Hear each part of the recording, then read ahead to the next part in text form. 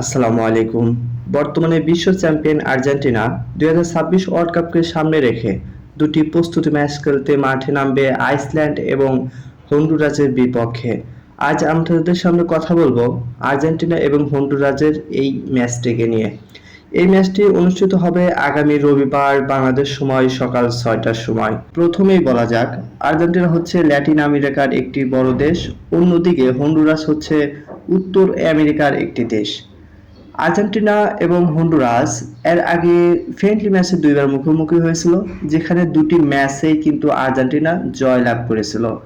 সেই সাথে যদি বর্তমান পারফরমেন্স বিবেচনা করা যায়, আর্জেন্টিনা লাস্ট 5 ম্যাচের মধ্যে তারা 5টিতেই জয়লাভ করেছে এবং হন্ডুরাস লাস্ট 5 ম্যাচের মধ্যে তারা একটিতে জয়, 3টিতে পরাজয় এবং একটিতে ড্র করেছেন।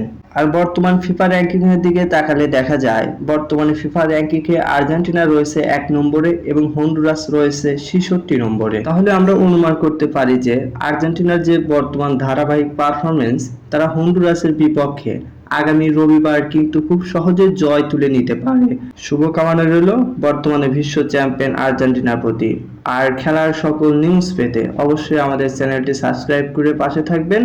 আমরা প্রতিদিনের খেলার খবর প্রতিদিন আপলোড দিয়ে থাকি। ধন্যবাদ সবাইকে।